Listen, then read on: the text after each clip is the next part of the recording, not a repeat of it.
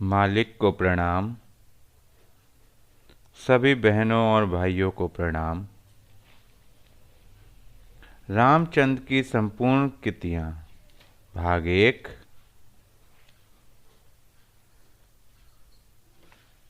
सहज मार्ग के 10 उसूलों की सरह 10 नियमों की व्याख्या। उसूल नंबर 1।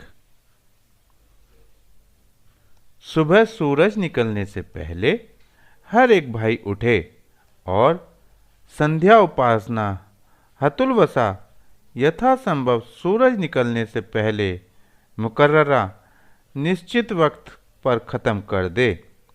पूजा के लिए एक अलहदा जगह और आसन मुकर्रर करे। जहाँ तक हो सके एक ही आसन से बैठने की आदत डाले। जिस्मानी और मानसिक पाकीज़गी का खास ध्यान रखे। कुदरत की आग जो रोज़े अज़ल सृष्टि के आरंभ से जली है, अब तक ठंडी नहीं हुई। जब सृष्टि की पैदाइश का वक्त आया, ख्याल ने हरकत की। अजजा परमाणुओं में गर्मी पैदा हो गई। गोया पहला गिलाफ रोज़े अज़ल से चढ़ गया। इस आँच ने जरात को गर्म करके हरकत देना शुरू कर दी। यह हिद्दत गर्मी बढ़ती गई। गिलाफ दर गिलाफ चढ़ते गए। ठोसता बढ़ती गई। तजुलजुल कंपन पैदा ही होता गया। सब ने अपना अपना फ़ैल शुरू कर दिया और फिर उसमें भी फ़ैल हुआ ही किए। नतीजा यह हुआ कि उसने अपने ऊपर दूसरे अल्फाज में रेशम के कीड़े की तरह गिलाफ बना लिया। अंडे की सफ़ेदी झलकने लगी। असलियत अंदर छिप गई। जज्बा लगाव पैदा होता गया। अब जिसको सबसे ज़्यादा लगाव या मोहब्बत थी, उसके हिस्से में यह चीज़ ज़्यादा आई और वही गर्मी जो रोज़े अज़ल में थी, इंसान में नमूदार प्रकट हुई। यह गर्मी कितनी आहिस्ता आहिस्ता बढ़ी और पक कर नमुद स्थूल की शक्ल बन गई। हर जर्रे पर उसका असर पड़ा और उसने उसमें हिस्सा लिया। यह चीज़ ज़मीनी थी जो उसमें शामिल हो गई। यह हमेशा उस चीज़ के ताबे अधीन रही जिसका हिस्सा उसमें शामिल है, या वह बड़ी तह जो गर्मी से बन चुकी है, वह अपनी निस्बत सबसे ज़्यादा रखेगी। अब जो असरात इस बड़ी चीज़ पर पड़ेंगे, उसका अक्स छोटी चीज़ में नमूदार होगा। अगर खारजी बाहरी असर बड़ी चीज़ पर पड़ता है, तो जसामत शरीर के अनुरूप के लिहाज से उस छोटी चीज़ पर भी पड़ेगा। इन चीज़ों पर असरात बैरूनी बाहरी भी हुआ करते हैं। सोआओ सूर्य की किरणों का असर छोटी बड़ी सब चीज़ पर होता है। दोनों के काम बलिहाज जसामत करीब करीब एक ही होते हैं। गर्मी जो खारिजी असरात से पैदा हो जाती है वह निकलना भी शुरू हो जाती है और चैन उस वक्त मिलता है जब यह गर्मी शांत हो जाती है। इसकी मिसाल मौसम गर्मी हो सकती है।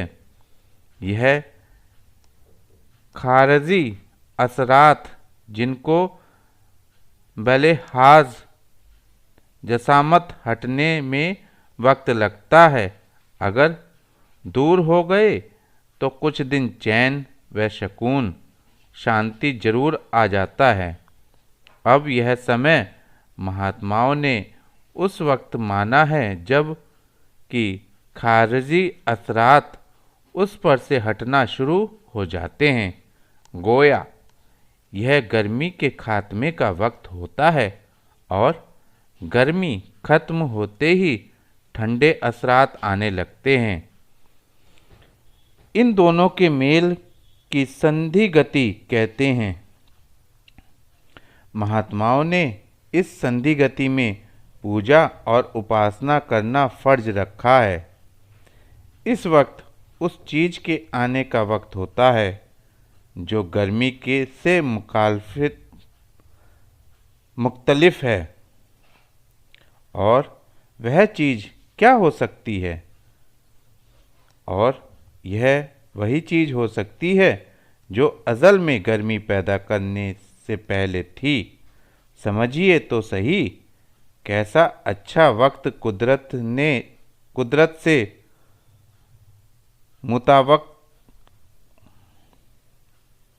मुतावकत मेल रखता हुआ सोच समझकर मुकर्रर किया गया है। यानी यह वक्त वह वक्त है जो कि उस हालात से मिलता जुलता है, या यूं कहो कि उस हालात की ठोस व्यवस्था है जिस पर कि हमको पहुंचना है। एक बात और कहूँ, यह बात असल की नकल है। गोया यह नुक्ता बिंदु है जिससे हमको आगे बढ़ने का मौका मिलेगा। और यह नुक्ता कैसा अच्छा फर्ज किया गया है जो उस हालात से मिलता जुलता है जिस पर हमको पहुंचना है। तम दोपहर की संध्या पर भी जोर जरूर दिया गया है, मगर इस ताकत का इस्तेमाल दूसरे तरीके से किया गया है। आफताब की सोआएं उस वक्त बारह रास्त सीधी होती हैं और गर्मी ज़्यादा पैदा करती हैं। यह गर्मी भी उसमें चिपकी होती है और उसी से आई है जो हर चीज़ का मंबा स्रोत है। अब हम असल ताकत से जो गर्मी द्वारा जरिया उस वक्त मौजूद होती है चिपक जाते हैं। गोया उस ताकत से हम करीब हो जाते हैं और यह बात उस वक्त तक कायम रहती है जब तक इस गर्मी के शांत होने का वक्त आ जाता है।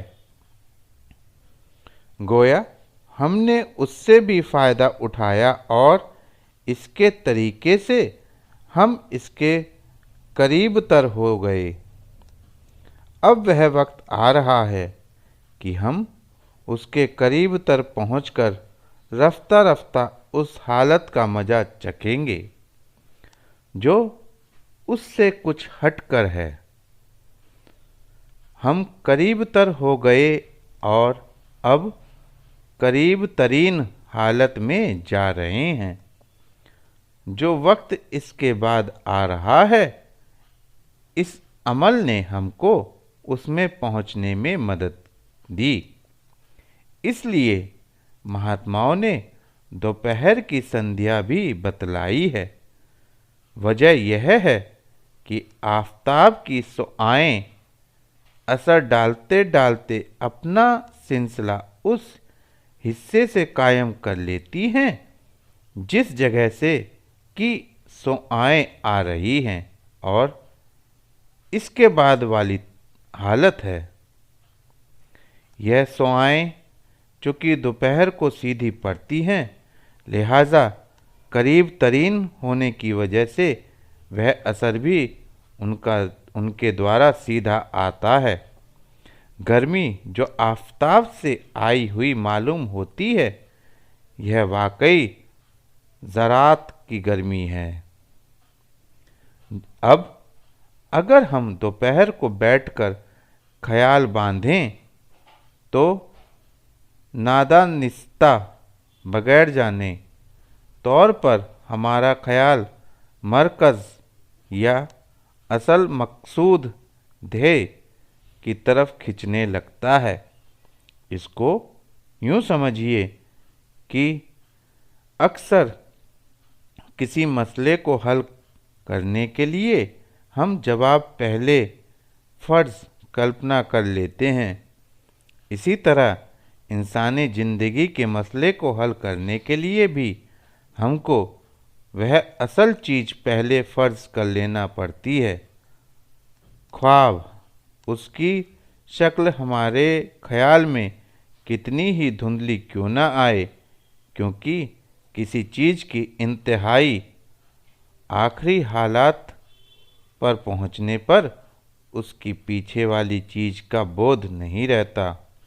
इसलिए इस इंतहाई हिद्दत से हमने अपना काम निकाला है, और चूँकि ज़रात की यानी मादी द्रव्य गर्मी भी इस वक्त ज़्यादा होती है, इसलिए दोपहर की संध्या की पाबंदी हम अपने यहाँ लाजमी करार नहीं देते।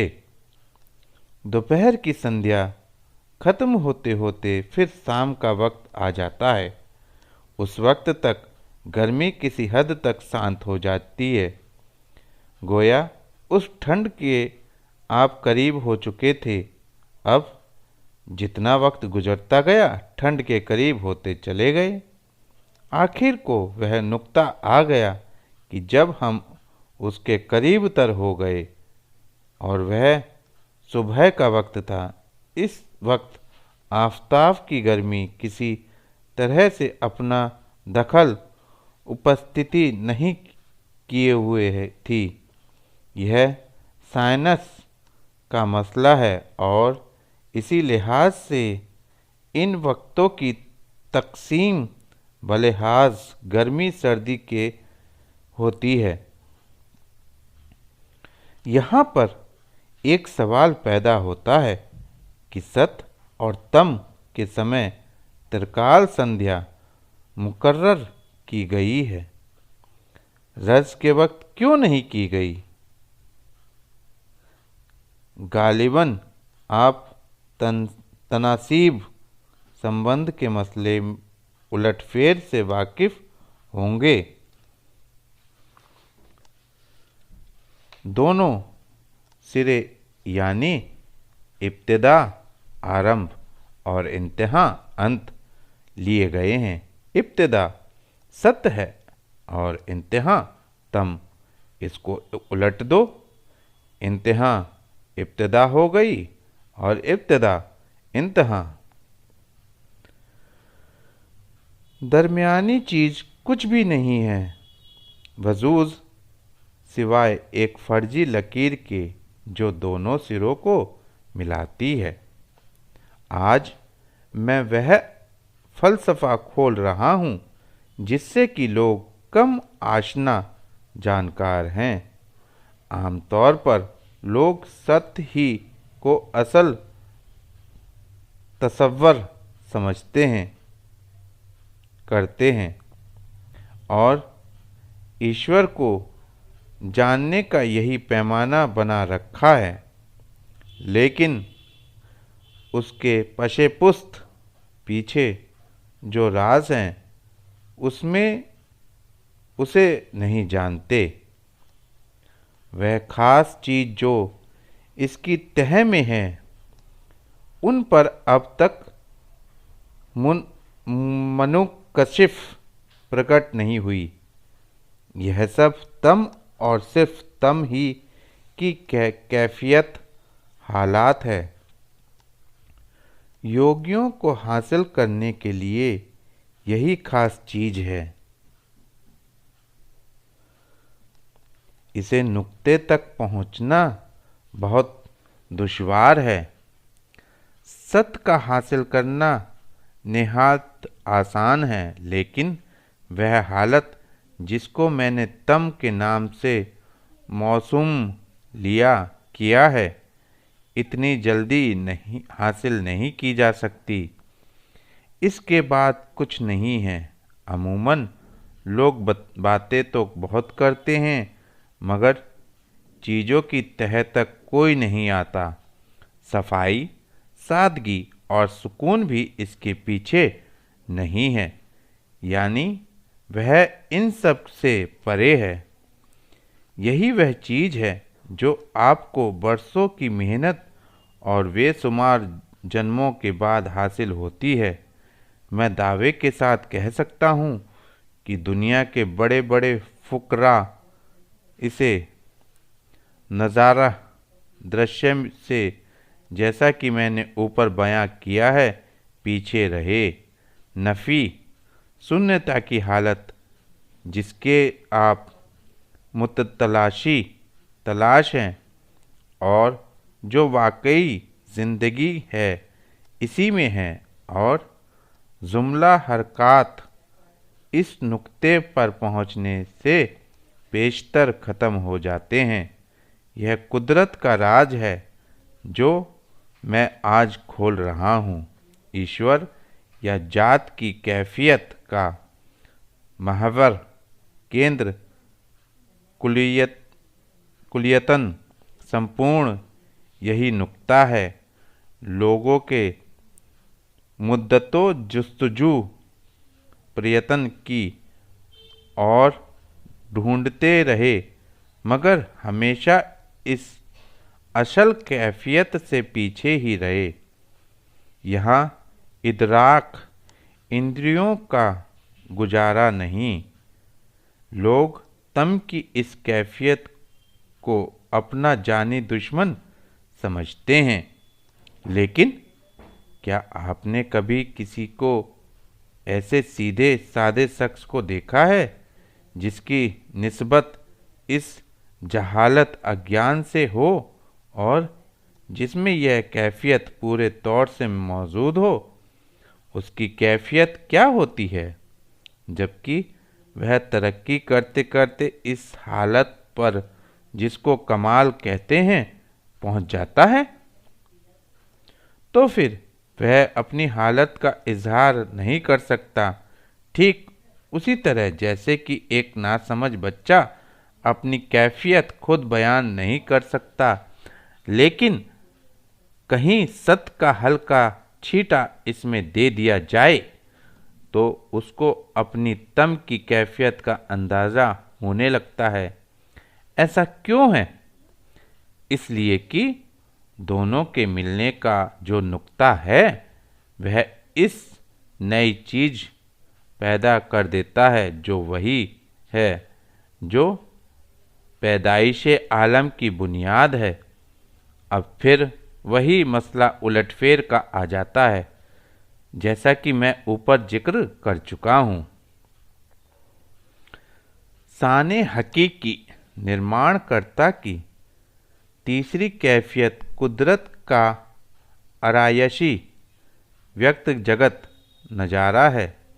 लोग दर हकीकत इसी में मशरूफ़ व्यस्त रहते हैं और तबीयत को इधर उधर भटका कर खासियत का अंबार जमा करते रहते हैं। आपकी नज़र सबसे पहले चमकीली चीज़ पर पड़ती है, जिसको कि आप सत्य कहते हैं। यह चमकीली चीज़ सिवाय माया के और कुछ नहीं। लोग इसी के बारे में बढ़ बढ़कर बातें मारते हैं, जो कि दर हकीकत अभी असलियत और रूहानियत के दायरे से कोसों दूर है। लोगों ने अपनी ऐसी गुंग अवस्था बनाई है कि न वह इसको सुनना चाहते हैं और न ही इसके एहसास की कोशिश करते हैं। उन्होंने वह असल चीज़ जिसके आगे न रोशनी है और न अंधेरा गुम कर दी है। यही वह चीज़ है जो मैंने अपने मिशन के निशान में दिखाई है। इंसानी उरूज़ उन्नति की असली कैफियत यही है और यहाँ से नीचे गिराव का इम्कान संभव बाकी नहीं रहता। फ़लसफ़ा बहुत दकीक जटिल है। महात्माओं ने इस हालात को जहाँ पर न रोशनी है और न अंधेरा सत्य पद के नाम से मौसूम किया है, लेकिन उनका यह ख्याल सही नहीं है। वह चीज़ इससे भी आगे है। यह महज उस असल परतो या अक्स है। वाकई हकीकत इसके बाद है। लोगों को यह बातें जानकर वाकई ताज्जुब होगा, मगर मैंने यह मजमून उन लोगों के लिए लिखा है जो रूहानियत में बखूबी तरक्की किए हुए हैं और इस साइंसन से अच्छी तरह वाकिफ़ हैं जिसका जिक्र कर रहा हूँ। इसको सिर्फ अनुभव कर या कशफ ही बता सकता है। यह चीज़ मजहबी कयूद नियमों में पाई नहीं जाती। इसका रास्ता जुदागाना है।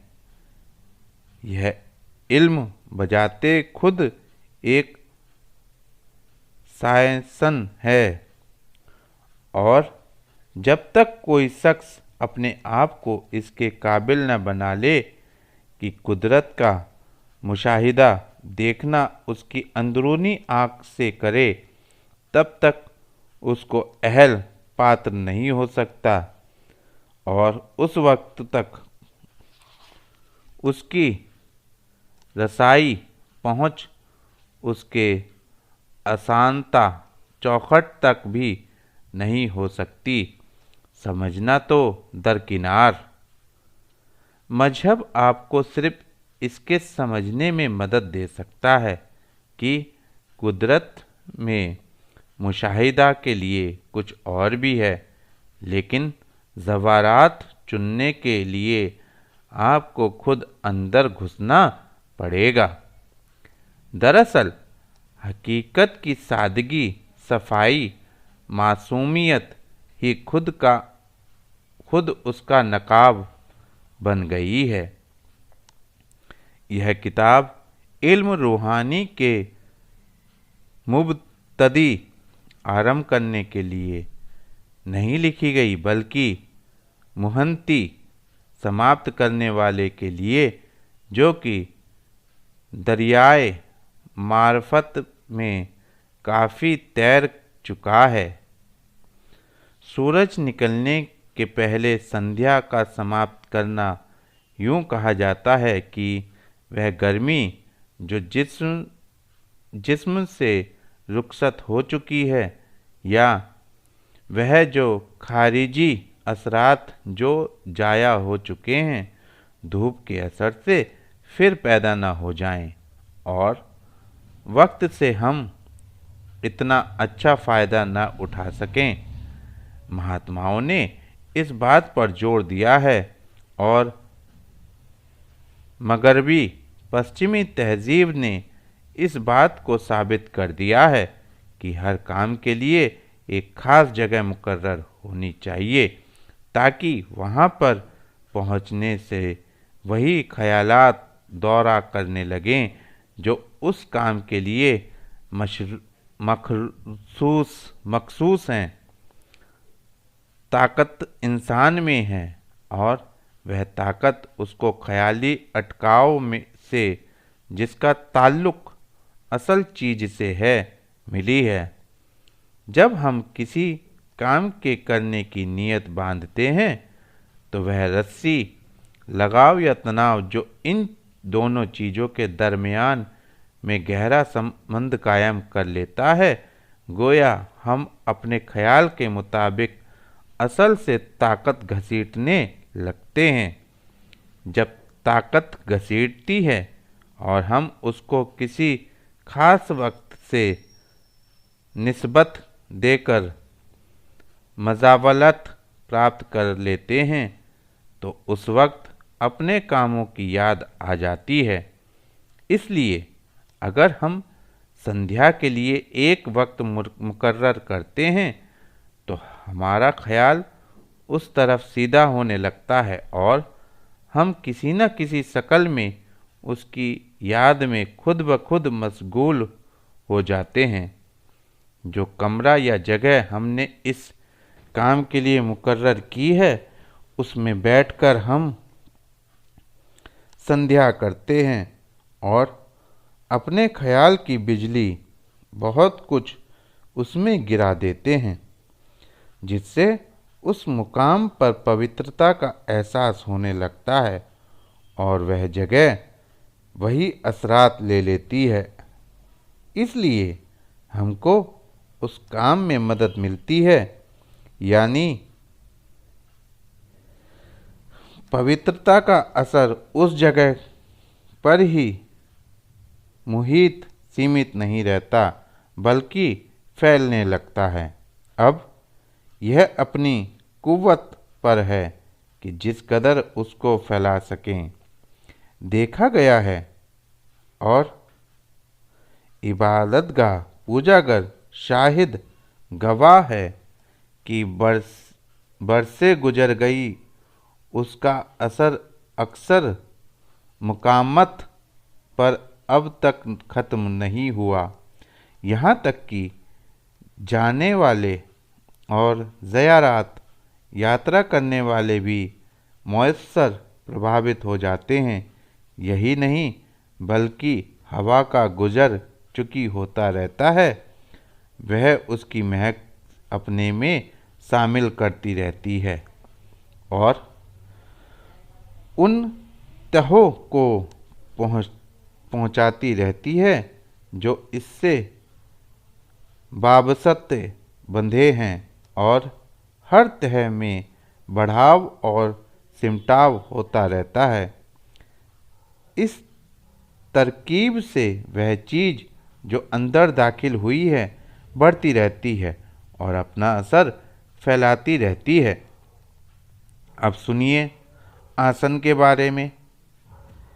यह योगों के अंगों में से एक अंग है। महात्माओं ने इस पर बहुत जोर दिया है और यह पहली सीढ़ी योग की है। इसकी तह में जो राज है, आज तक जाहिर नहीं किया गया। समय पर हर बात खुलती है, वक्त पर हर चीज़ पर रोशनी पहुंचती है। पैदाइश आलम से पहले हर चीज़ करीब करीब साकीन शांत हालत में थी और अपने असल में शामिल हो चुकी थी।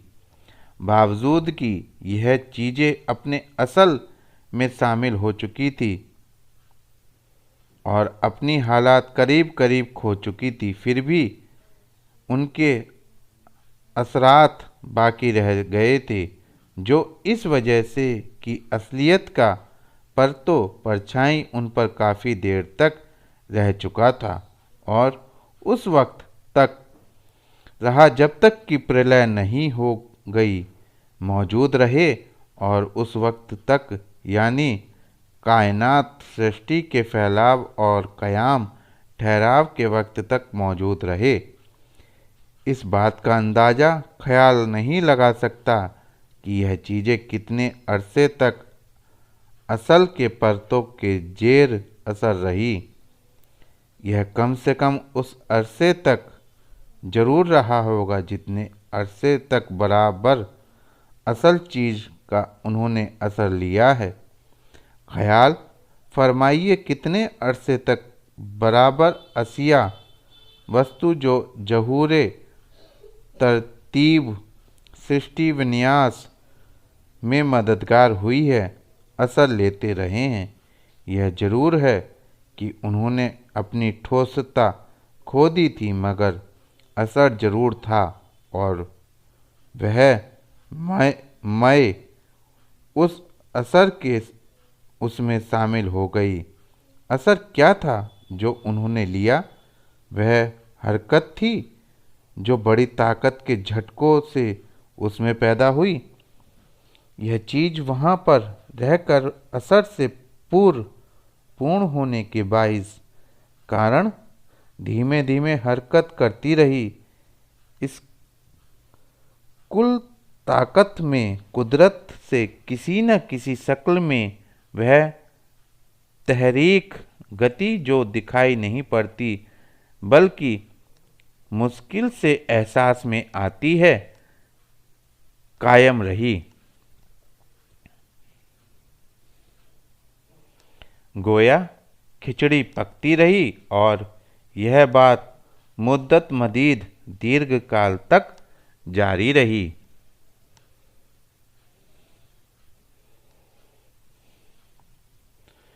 इसको जात भूमा से मख्फी गुप्त हरकत होना कहा गया है। यह बात मुतवातिर जारी रही हता कि यहाँ तक कि पैदाइश आलम सृष्टि का वक्त आ गया। जब यह वक्त क्यों अब यह वक्त क्यों आ गया? क्या ज़रूरत थी? क्या वजह थी? इन्हीं मख्फी हरकतों ने, जो महज ताकत की ताकत थी, निकलने के लिए सिगाफ दराज बना दिए और अजसरे नो पुनः वह ताकत रवां होने लगी। होते होते नौबत यहाँ तक पहुँची कि उनकी तरतीब क्रम ने फिर से तरतीब कायनात सृष्टि रचना शुरू कर दी। इंसान बनने लगा।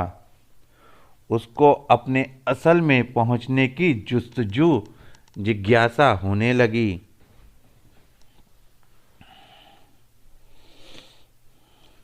और यह बात उसमें यूं पैदा हुई कि वह जौहर शक्ति जिसका जुज़्व अंश उसमें मौजूद था, बावजह ताकतवर होने के उसको अपनी तरफ कशिश करने लगा। और वह चीज़ जो मुतहरिक गतिवान होकर ज़हूरे तरतीब का बाइस हुई है, इंसान में भी आई। और यह चीज़ शाकित स्थिर हालात के खिलाफ थी, क्योंकि इसकी बिना जड़ हरकत थी।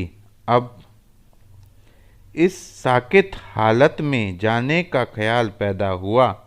लाजमी आया कि जो हरकत कि इंसान में पैदा हो चुकी है, उसको जहाँ तक हो सके मख्फी हालात में लाना चाहिए। इसके लिए तरकीबें ढूंढने लगा। समझ में आया कि जैसी मख्फी हरकत एक तरीके से बेमुँह कबाले जात के ठोसता की हालत में थी, जिसका लगाव अपने असल से था, इसी तरीके से हमको कोई बात ठोसता की लेना चाहिए ताकि हम उद्देश्य पर जो कैफियत जात और असल की पहुंच सके। यह ख्याल आते ही समझ में आया कि कुछ सिमटाव की सूरत अपने में पैदा करनी चाहिए, उसी तरीके से जैसे कि प्रलय के वक्त हुई थी। इंसान में जात कुछ तरीके से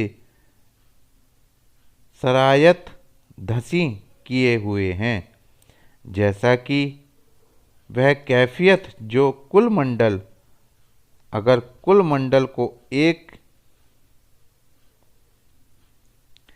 इंफरादी इकाई शक्ल मान लिया जाए, में पाई जाती है वही इंसान में मिलेगी। इस मंडल में जिसको इंफरादी शक्ल में कहा है, सिमटाव की शकल पैदा होने से प्रलय का समा बरपा छा हो जाता है। वह अगर इंसान अपने सिमटाव की सूरत पैदा करे तो उसकी प्रलय का आगाज आरंभ हो जाता है। यानी ठोसता से ठोसता की हालत से वह असल में जस्त डुबकी लगाना शुरू कर देता है। अब इंसान के लिए सिमटाव की शक्ल क्या हो सकती है? वह यह कि अपने फैलाव की शक्ल को जो जिस्म द्वारा है से समेट ले, जिस तरह से भी कि सिमट सके। सिमटाव हमेशा नीचे से शुरू होता है और फिर रफ्ता रफ्ता ऊपर को बढ़ता है, इसलिए कि उसको ऊपर की तरफ जाना है। पर उस तरफ पहुंचने के लिए इंसान अपना सिमटाव नीचे से शुरू करे तो उसकी शक्ल यही हो जाएगी कि पैर और करीब का हिस्सा एक हालत में ले आना पड़ेगा और उसको शाकित रखना होगा। इसको वह किसी तरीके से कर लेवे। आखिर शक्ल उसकी आसन की हो जाएगी। यह लाजमी है इसके लिए कि इसने जात में पहुंचने का रास्ता बना दिया है और यह एक ही तरीके का बराबर रहना चाहिए। अब यह सवाल है कि एक ही आसन में बैठना क्यों जरूरी है? बात यह है कि जिस वक्त इसका इरादा जात में जाने का हुआ तो इस मखसूस सब प्रमुख चीज के हासिल करने के लिए जो बात की उसने शुरू में कर ली थी, उसका ताल्लुक उस बड़ी चीज से गोया उसने कर लिया। लिहाज यह चीज जिसको ताल्लुक असल चीज से पैदा किया है ज़्यादा मददगार होगी। दूसरे मायनों में यहाँ पर इब्तदाई संस्कार का मसला भी सिद्ध होता है। एक आसन पर सीधे बैठकर संध्या करना इस वजह से और भी जमाने कदीम से असूलन बेहतर माना गया है कि जात की धाराएं जो उस वक्त जिज्ञासु को फैज़ पहुंचाती हैं सीधे गिरती हैं और इन्हीं धाराओं के मुकम्मल फैज़ की कुव्वत होती है। अगर जिज्ञासु तिरछा बैठे या बार बार अपना आसन बदले तो लाजमी है कि उन सीधी धाराओं और उनके असल फैज़ में गड़बड़ी पैदा हो जाए और संध्या का जो वाकई जज्ब, तालीनता और लुफ्त जिज्ञासु को एक आसन पर सीधे बैठने से मिलता है उसका मयस्सर ना हो सके। रूहानी फैज़ को कायदे से हासिल करने के लिए हमको भी कायदे से बैठना चाहिए, वरना मुमकिन है कि असल फैज़ से हम महरूम रहें। मुमकिन है कि लोगों का ख्याल ऐसा भी हो कि सीधे आसन पर बैठकर ध्यान करने में कुछ झलक अहंकार की रहती है। ऐसा नहीं है। उसूलन बंदे को मालिके कुल के सामने इस तरह पर रहना चाहिए जैसा कि एक सिपाही आमतौर पर अपने अफसर के सामने परेड पर देखने में आता है। अफसर के आते ही अटेंशन की आवाज़ दी जाती है। उस वक्त सिपाही का फर्ज होता है कि सारे जिस्म को सीधा एक हालत में रखे और बराबर अपने अफसर की जानिब यकुसुई निरंतर से देखता रहे। इससे जिस्म की फुर्ती, सेहत और ताजगी का इजहार होता है। ईश्वर के सामने बैठने में भी बंदे का यही फर्ज है। पवित्रता का मसला खास कर हिंदुओं में बहुत आला पैमाने पर रखा गया है।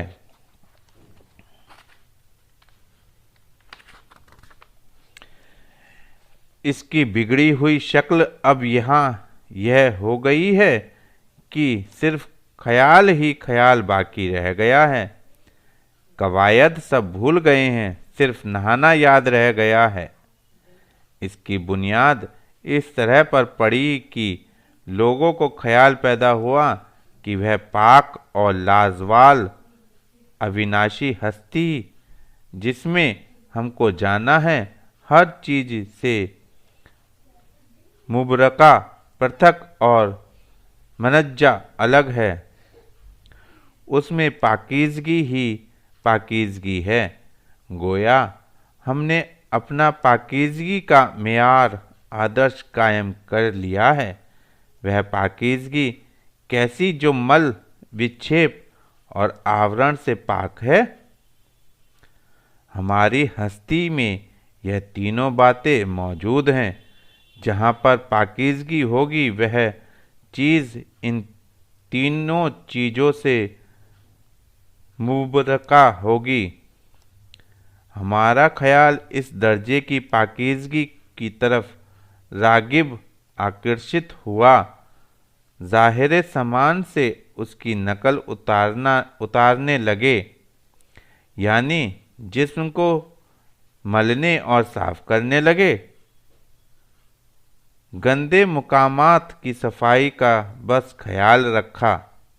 फिर क्या हुआ कि वह पाकीज़गी जिसको हमने अपना मेयार माना है, हमारे ज़ाहिरा तरीक़ों से मन पर असर डालने लगी। बढ़ते बढ़ते यह नौबत आई कि उसमें भी शुद्धता दौड़ने लगी। यह बात हमारी मुतवातिर अरसे तक जारी रही और साथ ही साथ हमारे नुक्ते निगाह में वह मेयार भी कायम रहा जिसने उस पाकीज़गी को दोबाला दुगना कर दिया। एक और हमारे कर्म मन की शुद्धि के लिए रागिब हैं, दूसरे इन मकसद ने सोने पे सुहागे का काम किया। अब क्या था? पवित्रता दौड़ने लगी, मन शुद्ध होने लगा, ख्यालात अच्छे पैदा होने लगे और यह सब हमारे असल मकसद हासिल करने में मददगार हुए। हमको दोनों तरफ से फ़ायदा पहुंचा। बातीनी अंदरूनी दौड़ हम लगा चुके हैं, जाहिरी दौड़ से भी हमको इस काम में मदद मिली। गोया दोनों चीज़ें मकसद के हासिल करने में मददगार हुई। जब इन दोनों चीज़ों ने एक दूसरे से हम आहंगी, एकता हासिल कर ली तो क्या हुआ कि यह सब मिलाकर बजाते खुद एक ताकत बन गई। इस ताकत ने हमारा रास्ता और भी सीधा कर दिया। फिर क्या था? दोनों बाजुओं से हम फैलाकर उड़ने लगे और हर चीज़ शुद्ध होने लगी। देखिए, इस पवित्रता ने हमको मकसद हासिल करने में कितनी मदद की। हमने अपने नियमों में संध्या और उपासना का सबसे अव्वल नियम रखा। इसकी वजह यह है कि हम ऐसा करने से उस ताकत को हासिल कर रहे हैं जिस पर कि हमको कुदरतन किसी वक्त आना है। इसके मुख्तलिक एक बात और बताता हूँ। यह कि जब धारे जात से रवां हुई तो उन्हीं की रवानगी ने मथ मथाकर ठोसता की हालत पैदा कर दी। अणु, परमाणु और मुख्तलिफ शक्ल के ज़रात बनकर तैयार हो गए और इनका इजहार अपनी अपनी शक्ल में होने लगा। वह चीज़ इनमें रवा रही जिसमें गर्मी भी पैदा हुई, जिसकी पर की जिंदगी का दामोदार है। इस सूरत में मुख्तलिफ शक्लें ज़हूर प्रकाश में आई और मुख्तलिफ काम होना शुरू हो गए। गर्मी बाकी रही और अब तक कायम है। इसका जोर नीचे की तरफ ज़रूर हो गया है। लोग सवाल करेंगे कि यह ऊपर नीचे का ख्याल क्या है। जिस वक्त हम सबसे ऊंची चीज़ का तसव्वुर ख्याल बांधते हैं तो नीचे का ख्याल भी कायम हो जाता है। अलावा इसके कि जब हम बेहतर चीज़ से आए हैं तो इसके बाद वाली चीज़ कम बेहतर या नीची कही जाएगी और इसी वजह से हम उस चीज़ को सबसे बड़ा और ऊंचा तसव्वुर करते हैं। यानी बुलंदी और पस्ती, निचाई हमारे जहन में फौरन दाखिल हो जाती है।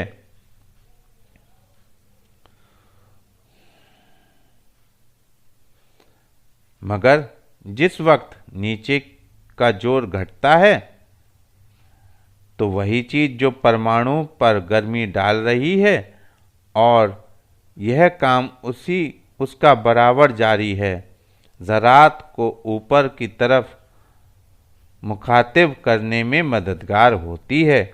यानी जहाँ पर से यह चीज़ नुमायाँ प्रकट हुई है और उसी हरकत से जो इसमें गर्मी पैदा होती है उसको हल्का कर देती है।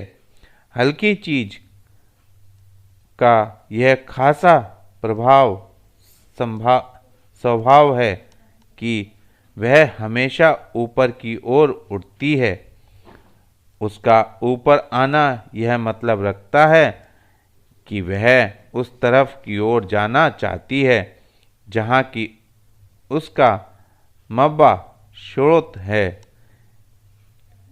अब यह चीज़ जिसमें धारों के असरात से काफ़ी तहरीक गति पैदा हो गई है, अपने असल की तरफ उड़ना चाहती है।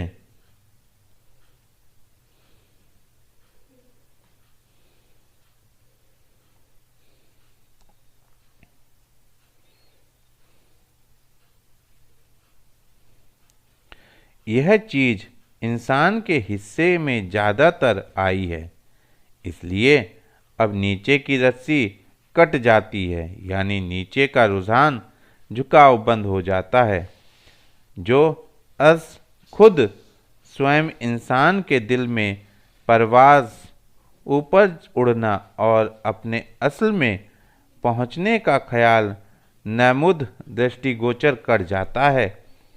यही वजह है कि संध्या उपासना करने को जो जी चाहता है, इस गर्मी और उस गर्मी में जो सूरज के असर से पैदा होती है बड़ा फ़र्क है।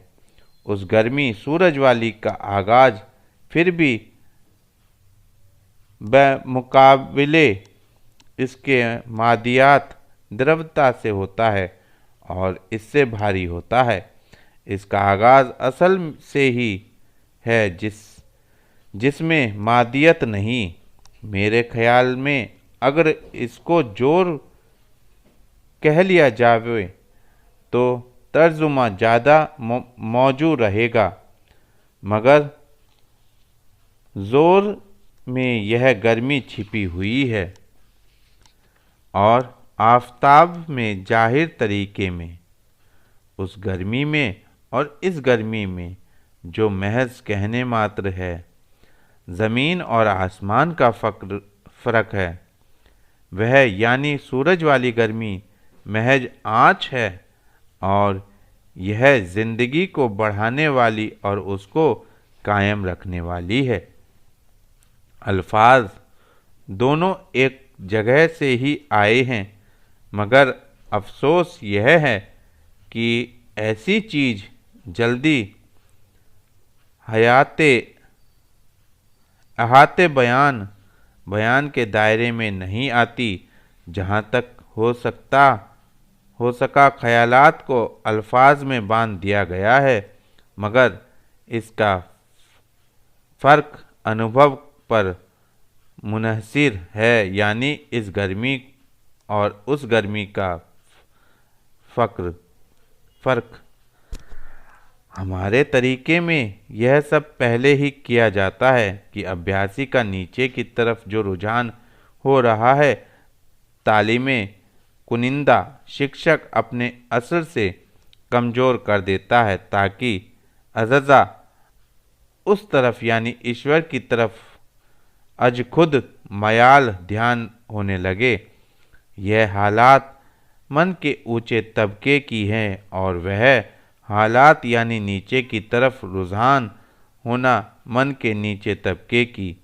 यह फ़लसफ़ा है तालीम का और बुनियाद भी। यह चीज़ जो मैंने यहाँ बयां की है, बड़े बड़े फ़िलॉसफ़रों को सोचने और गौर करने का मौका देगी। मज़मून मुख्तसर लिखा गया है।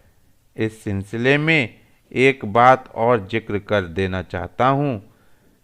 वह यह है कि एक मौके पर किसी बुजुर्ग ने फरमाया है कि ईश्वर ने बंदे का दरवाज़ा, जिससे हर क्यों प्रश्न का जवाब मिल सके, बंद कर दिया है। वह दरवाज़ा क्या है, सोचने से पता चलता है।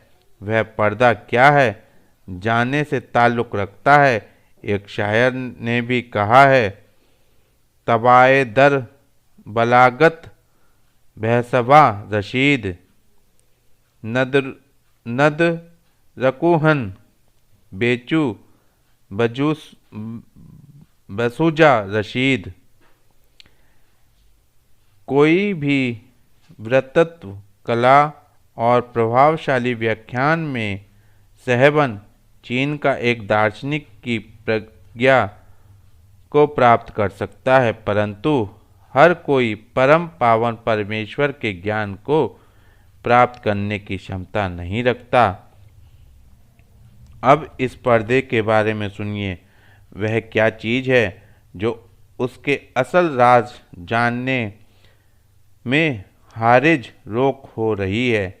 जिस वक्त हम ईश्वर का ख्याल बांधते हैं, तो हमारी समझ एक दायरा बना लेती है और एक तरीके का दरवाज़ा कायम कर लेती है। बस यही बंद दायरा है जो क्यों का जवाब नहीं देने देता। अब हम अगर कहीं इस ख्याल से बाज आ जावें और वह अहाता हमारे ख्याल से कहीं दूर हो जाए, तो हम बारीक से बारीक बात मालूम कर सकते हैं। मगर इस दायरे के बाद एक दायरा और आता है, जिसका परतो या अक्स वह दायरा है जो ऊपर बयां किया जा चुका है। जब हम उसमें घुस पड़े, तो उस जगह यानी मरकज़ की कैफियत नज़र आ जा सकती है। मगर इन कुयूद रुकावटों का टूटना सिर्फ एक हालात में हो सकता है, यानी जब हम अपनी ज़रात को किसी तरीके से छिन्न भिन्न कर सकें। मगर यह ताकत अमे मुहाल कठिन कार्य है, इसलिए उन कवायद की पाबंदी जो इसके लाजमी है नहीं हो सकती। अगर कोई शख्स ऐसा पैदा हो जाए जो इनके कुव्वते इरादी और इच्छा शक्ति से इन्हें ज़रात को छिन्न भिन्न कर सके, तो वाकई वह दायरा निगाह से हट जाएगा। इसलिए कि निगाह छिन्न भिन्न हालात में उसके साथ हो चुकी है। मगर इसका इल्म और ज्ञान लाने के लिए यह बात भी ज़रूरी है कि वही निस्तब्ध रखते हुए उन अज़्ज़ा को फिर इकट्ठा करके जिस्म की तरतीब उसी तरीके से कर ले जो ज़रात के छिन भिन होने करने से पहले थी। आवाम की निगाह में ऐसा शख्स मुमकिन है कि पैदा न हुआ हो, मगर मेरा अनुभव शायद गवाह है कि चंद ऐसी हस्तियां जरूर गुजर चुकी हैं।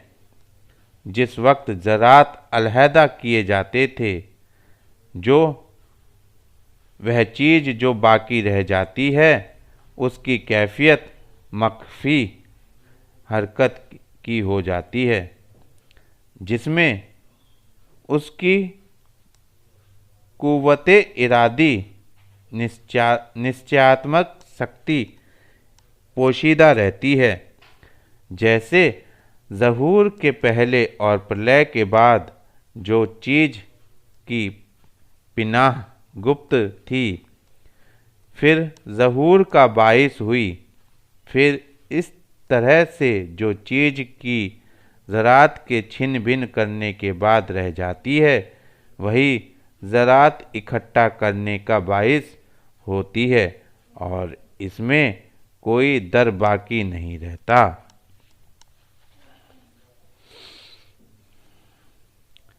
इसमें कुछ शब्द उर्दू के हैं जो कि